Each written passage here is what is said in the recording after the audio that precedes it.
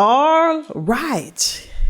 Last but by no means least, Elise Marsan, faculty mentor Eric Hong, and the title of the talk is Who Killed the Neurons?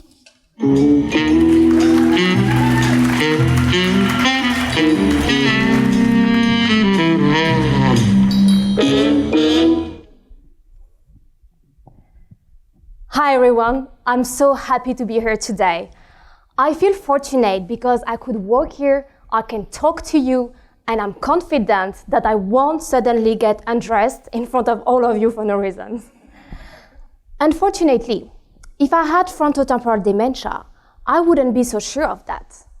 Indeed, patients with dementia can present symptoms such as motor, speech, and behavior impairment.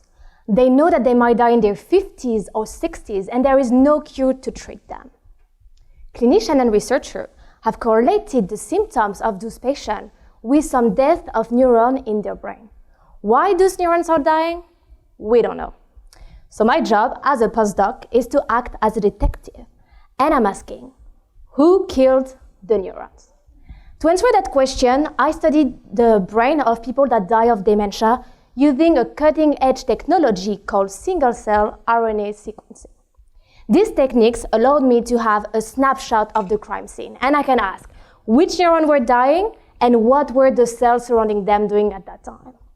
My first result was that the usual suspect, the microglia, can actually kill neurons in the human brain.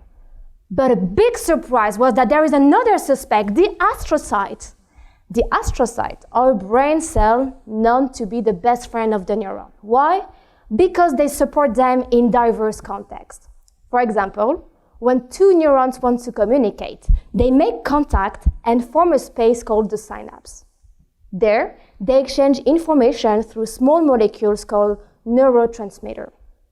The role of the astrocyte is to buffer the excess of neurotransmitter, thanks to some specialized gates that they have. I found that these astrocytes lose the function of their gates, leading to a toxic accumulation of the neurotransmitter at the synapse that further lead to the degeneration of the neurons.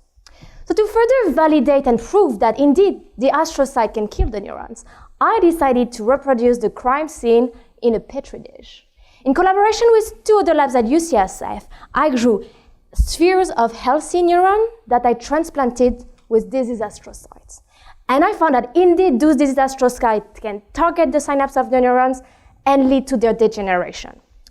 So in conclusion, by following the trail of the killer of the neurons, I found that there is not only one killer, the microglia, but a second killer, the astrocyte, the trailers, and I could narrow down the weapon that they use to the gates that buffer the neurotransmitter.